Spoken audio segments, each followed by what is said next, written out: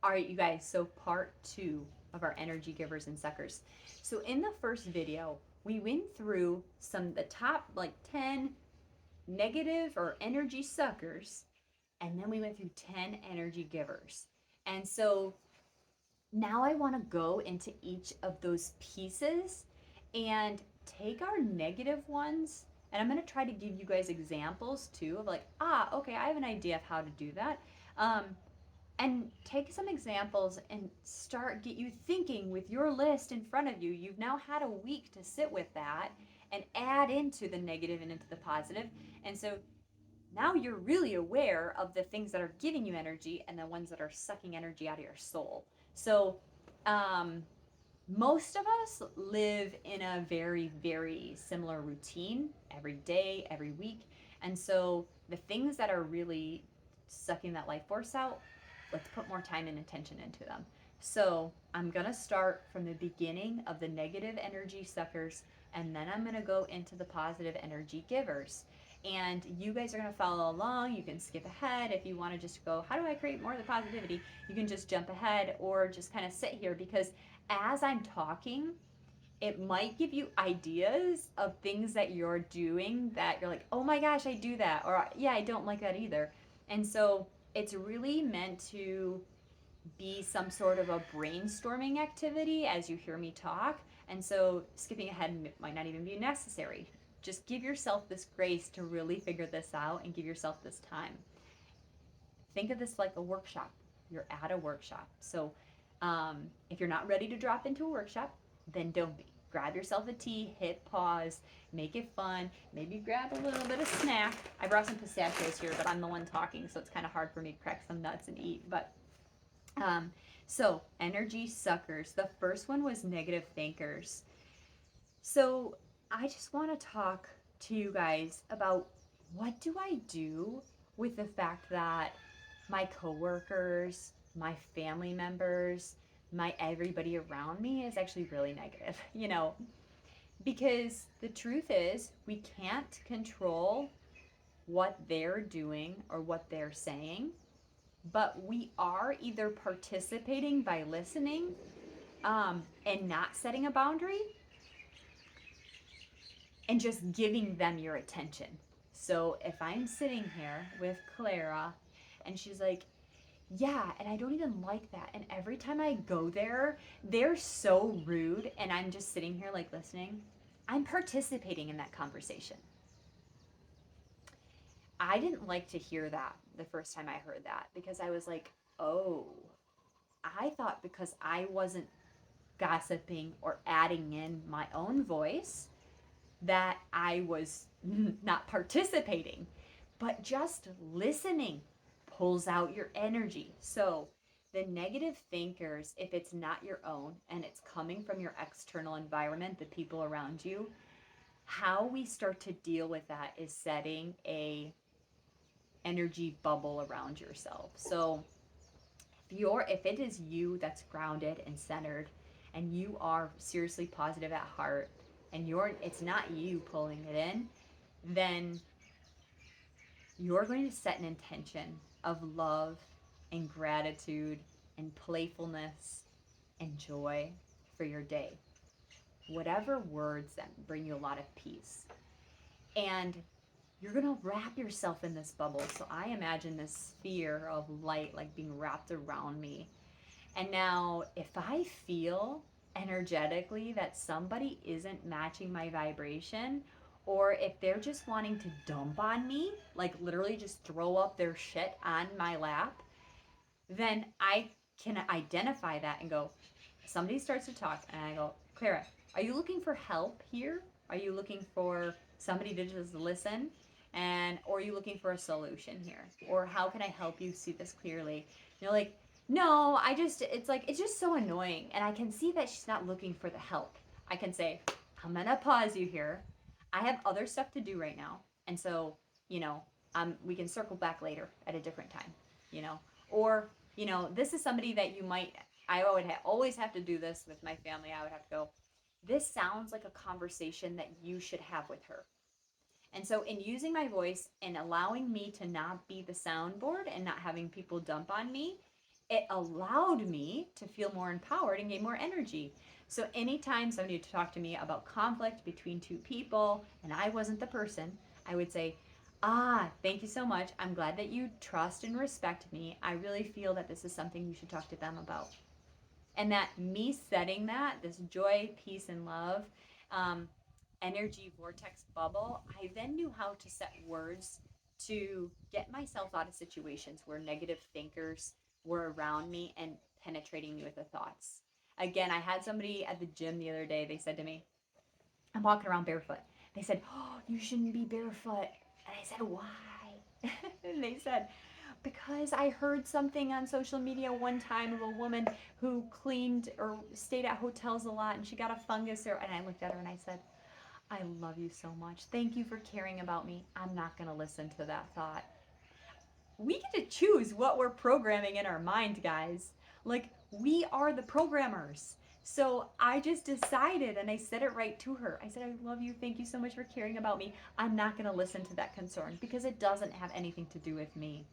And it doesn't. I am not going to adopt that into my thinking, but thank you for caring about me. And so start to think about how other people are penetrating you with their thoughts and their worry, and how you can set that bubble of protecting yours. And also, if you notice it's your own negative thinking, start with gratitude, which was number 10 of the positive thinking. Okay, number 2, toxic relationships. The best way I handle toxic relationships is a cut. It feels really cold to say that, but while we're working on yourself and building yourself up, you guys think of yourself like a little baby, okay? That you are learning how to crawl or walk or something. We're going to put you in this bubble of bubble wrap, okay? And so at this point, I don't need 10-year-olds coming up and shoving you down. I'm trying to get you to learn to take one step forward. And so the toxic relationships at this point, just ask for some space. So if this is your best friend, Tina, it's like, hey, I don't have time to get together this month. I am really doing a lot of inner work right now. And at this point in time, what I need is space to really go inward and to digest and understand my own feelings and emotions. So I'm just going to ask, like, at this time, it might seem like I'm being cold or I don't want to hang out a lot because I'm like trying to figure out my own stuff. But we will get together. We will talk soon. And just giving you guys some space, some breathing room from people who are trying to constantly pull you into their shit bucket. Um, we'll start to see, is it your mentality? Is it your thought programs? Or is it the people around you? And can we just create a little space? And to that same point, um, when we let go of some of these ties that we have just automatically gone to, when we start to let go or give space there, you're actually making some space for something new to show up that is going to be more beautiful and more in alignment with this higher vibration of yourself. You're going to attract more people who really like this person who's fostering the energy of love and vibrancy and playfulness. People are going to see that in you, in your bubble. They're going to want to be around it. So when we create space for some of the old that isn't serving us, we're creating an opportunity and space for new relationships to come in. So I say that to you because it doesn't have to be a scary thing to create a little space. It could be really exciting to see what if who is gonna come into that place. Number 3, stress and overload. So when we are just becoming human doings, then we're going to just feel completely depleted. So if you're doing the thing where you're working and then you got a side job and then you got whatever, fill in the blank, you take care of your grandma and then you do this and you have to do your laundry and you're cooking and you're cleaning and you haven't even taken care of yourself. This is definitely going to lead to overwhelm and exhaustion. So in this list of stress and overwhelm, I want you to just look at some of the things that you guys are doing that doesn't serve any purpose. It's funny to think about, but like mindless scrolling on our phones, running errands, just for the sake of running errands. Like I noticed this myself the other day. Um, I'm like a big, like my mom and I would always go like Goodwill hunting and shopping and garage selling and all that. So I see Goodwill and I want to go. And I have said this to myself so many times. There's a Goodwill next to the gym that I work at. And I'm like, I should go in there. And I'm like, why should I go in there? Like, I'm just adding on another thing to do. When we are constantly doing, we are going to feel more depleted than if we're in the state of being. Interesting enough, on that list of energy givers is that mindful practice, number 9, I think it was. And so, if we can do more things where we're being, and we can start to take errands off our plate, that it's like, is this actually mandatory for me to do this right now? Can I do this a different day? Does it actually make sense? Or am I just trying to cover up by being busy because I think that's what I should be doing? So ask yourself these questions. What errands can you take off your plate? Do you really need to go and find the right picture frame? Is it really mandatory or necessary for your quality of life? Um, what can we take out that's just filling this overfull bucket? Let's just simplify, simplify, simplify. Number 4 is unhealthy habits. So, in relation, on the other side, is some of the time, why did we become addicted to these unhealthy habits? And in my tough training, my trauma, unmet emotional needs, food sensitivities, and food stories, we find that a lot of these unhealthy habits are because of the unmet emotional needs. Oh, I feel lonely, so food is bringing me comfort. Oh, I feel bored, so food is bringing me um like an extravagance. Like I'm like, "Oh, I really like to go to Hawaii. I'd really like to go to Colorado, but instead I'm just sitting at home eating a bag of chips." So look at where these habits came from. It might just be that you're repeating habits that you saw your family members do. Like, oh, I didn't know my mom and dad just went to work for, 8 or 10 hours a day. They came home, they turned on the TV, they ate a bag of chips. Like, that was just what I saw them do every day. I didn't really ever think about like going rollerblading after I ate dinner. So start to identify where it's coming from. Maybe it's just your own. Like I went through a little mini depression after a breakup, and after that point in my life, I just started like hunkering down at home, and then I was gaining weight, so I felt insecure. And then because of that, I didn't want to leave the house, and then I kept eating more. Like look at where it came from, and once we can identify where it came from, now we're starting to move closer to where we want to go and establishing new habits.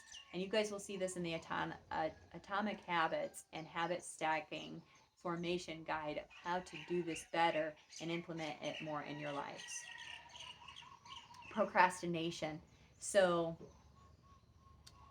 I gave you guys the tip of 60-second rule. So, if it's, I really want to clean my garage area. It's frustrating to me every time I pull up my car. Then it's like, okay, what today, as I'm walking by my garage, can I put away that would move the needle one step closer to where I want to go? So in 60 seconds, I can easily pick up all the clothes out here that I don't like that's hanging around. Or in 60 seconds, I can easily take my clothes from the washer to the dryer. Or in 60 seconds, I can easily pick up all the kids' toys. Like, ready, set, go. And I just like zing, and I go around the room, and I'm like, oh my gosh, just 60 seconds. And that stops the procrastination. So, energy in motion. We're always creating that energy in motion. The other day, I'm going to give you an example. We have to deal with, we get to deal with cockroaches here. So, cockroaches are everywhere. It's part of Hawaii. It's part of, I should say, down. We're closer by the ocean. So, they love it here. It's a perfect home for them. So, in our new car, cockroaches always want to come and hang out with us. So, I just plugged in the vacuum. I started vacuuming out, and my husband says to me, "We gotta leave in like 2 minutes to go to school." And I'm like, "That's okay." I said, "Then 2 minutes is what it's gonna get." And I just vacuumed out the car, grabbed out all the trash or whatever, toys really, and then vacuumed it out for 2 minutes, and I was like, okay, I'm done. But that level of being like, it's partially done and it's way more done than if I wouldn't have done it. It's just moving the needle a little bit. So I'm getting closer to where I want to be. So it's not always going to be perfection, but it's not procrastination. Okay, guys? So it doesn't have to be perfection. It just doesn't. We're not going to sit in procrastination. Okay, number 6 was rumination and worry. So when we're sitting rumination, thinking about the past, this can lead us down the place of depression. And worry, when we're thinking of the future, that will lead us to anxiety. So the best mental exercise, mindful exercise that I talk to you guys on the positive swing is bringing in all of our senses when we are present. We can't be in a place of worry or rumination or depression. So, right now, this is how you do it. I'm sitting with my feet on the ground. I feel the futon chair underneath my butt. I'm hearing the birds. I'm feeling a little thirsty. The smell is just fresh breeze. There's a nice little breeze. I feel like it's a perfect temperature. And so right now, as I'm feeling into each of my senses, I'm just here right now with you guys. There's nothing else that's occupying space in my mind. This level of mindfulness will bring you much more joy and peace. And if you can practice this in every point you do, like I discussed in the first video, when I'm cooking, I am feeling the blade go down and crunching the carrots. I'm smelling the garlic. I'm smelling the food start to saute. And I'm hearing the sizzle. And even going through the sight, taste, smell, touch, all of those points to just make me present in this moment and get me out of that place of worry. Even like that, snapping yourself, like, hey, I'm here. And something I even claim, I am Carly and I am here now. So practice saying that when you find yourself worrying with resentment. You're going to like this on your chest, your hand on your heart. I am, fill in your name, and I am here now. And just pull in the senses. What do I see? What do I taste? What do I touch? What do I hear? What do I feel? Now is now. And it is honestly the only thing that actually exists is now. All the other stuff, the past is a memory or a projection of what you thought happened. It's not even what happened. And the future hasn't happened. It's unknown. And so let's not live in those worlds. Let's come here. Let's come here. So, number 7, comparison and envy. When you can identify the person you compare yourself to, like I compare myself to Jillian Michaels, so yeah, I don't feel like I'm fit. It's like, hey, what is it that I want? What is it that it looks like from the outside that she has that I want? Ah, okay, I want to be famous. I want to have millions of dollars. I want to be the top fitness expert. Okay.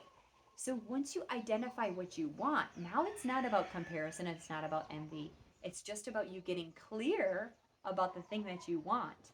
When we're very clear about the things that we want, then we can actually get it.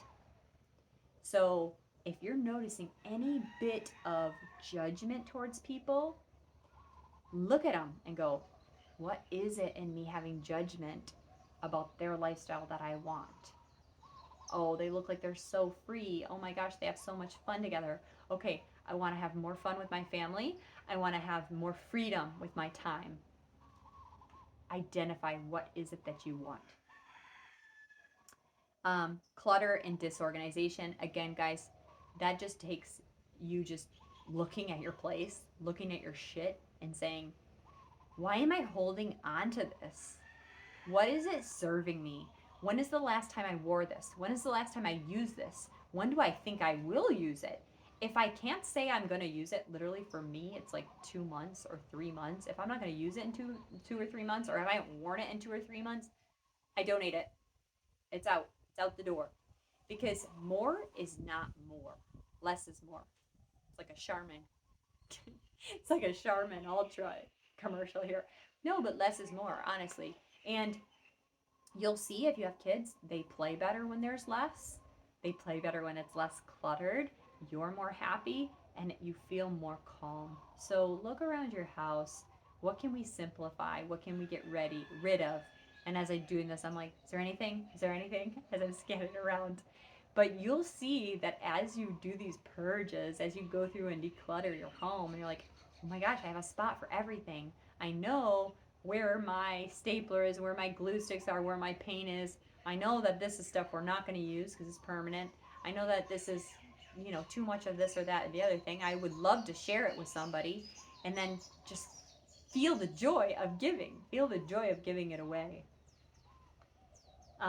Lack of boundaries. So this kind of tied in with the number one, or was it number two, with our negative thinking. So if that's with people, set the boundary. It just comes down to setting the boundary and how to do that. You can set boundaries with love and kindness and gratitude. So it can be, thank you so much for offering me that cake that you made, that pie that you made. That means so much to me. And you can just say, right now, I'm not interested in eating any, but I really appreciate you thinking about me. Oh, come on, have a bite. Why won't you eat any? Are you on a diet again? Um, no, I'm not on a diet again. And I just am really not interested in putting that in my body right now. I'm really not interested in that. It's not helping me get closer to my goals. Oh my gosh, you're so silly. What do you think? You're fat? I play out conversations that I heard of like families being offended. You're not eating what they're eating. And it's like, no, I'm not concerned about that. If you want to have a real conversation with me about my concerns and my deep intentions about why I'm choosing this, then I'd be happy to drop in with you. Like Tuesday at 5 o'clock, I'm free for an hour. But um, there's a lot of intention and thought and purpose behind what I'm doing. And I really appreciate that you're willing to respect that. Or I understand if you can't respect that because you're not in a similar place. I don't expect you to. But I am grateful that you thought of me. People just done. And then if I need to set a firmer boundary, it would be at a time I had to stop going to family events, guys. Like I had to stop going because it was too much. It was too much temptation for me to handle. It was too much of the pressure. And so I would say, you know what? I'm working towards my own goals right now. This really is an alignment, and I don't have the self control or ability to follow through with the things I need to do right now. So until I get some emotional support for my goals, then I'm just not going to attend. People are like, come on, you're not going to come because of blah, blah, blah. And you're like, yeah, I'm really not going to come because of that. I'm finding more people who are helping me get to the place I want to go where I am going to invest my time and energy into them. So again, you're setting a boundary and you're saying, if we don't do this, then I will do this. If I don't do this, then I do this. And every boundary you set, you have to follow through with the consequence. It can't just be the boundary, it has to be with the consequence. Um, and the last one, number 10, was negative media consumption. So, guys, I am all about media for the purpose of content creation.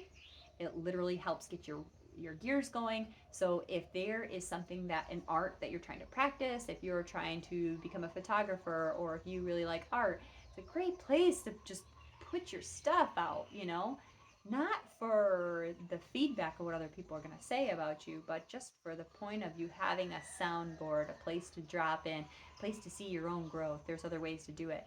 But if you're just consuming, like just watching other people's, and you're going back to the place of rumination and worry and judgment and envy and comparison and unhealthy habits because they're not motivating you to keep you going, then we just need to get rid of it. So there might be a time, just like removing some of these other sources, we just get rid of it for a little while. And when your armor's on, when you know how to handle social media with more intention, you could come back to it. So social media for the purpose of you and your own self-development could be really amazing. So I have a group of healers that we send each other stuff on Instagram or Facebook of some other posts or information or things that have been tweeted. And it's just food for thought for us, little nuggets for us to read and be like, huh, this resonates with me. Interesting. I'm going to sit with this. I'm going to work on this week. And so, again, we are the computer programmers. We are the ones creating it, guys. So, if we can pull in and follow the accounts that are inspiring us to get to do and be more of the person we want to be, then it can be a really helpful tool for us. So, I'm not saying it's all bad. I'm just saying let's be mindful about what we're grabbing and putting into our bucket and have it be all the things that help us grow this beautiful flower that we are. Okay, the energy givers, I don't necessarily even need to go through each one of these with you guys. You have made a list of things that give you energy, and now I just invite you to do more of those things that are unique to you. You are your own leader, you are your own guru. You know what feels good to you. You know how to nurture yourself. Lean into that intuition. If you don't know yet, then lean into this list you've created and do more of that. That's all I want to explain to you. That's all I want to encourage you to do is be more of the authentic person that you know that you are, and know that it's accepted, and know that there's a place for you, and know that by trusting yourself and trusting and doing the things that make you feel good in your body, that you are doing the right things. Okay? I'm so grateful for you. If you want feedback or follow up on your list, you can attach it. You can email me. You can direct send it to me and say, "Hey, Carly, I don't know what to do about this negative energy sucker. I don't want it in my life, and I don't know how to alchemize it." Then drop it below, and I will be part of that support system for you. Aloha.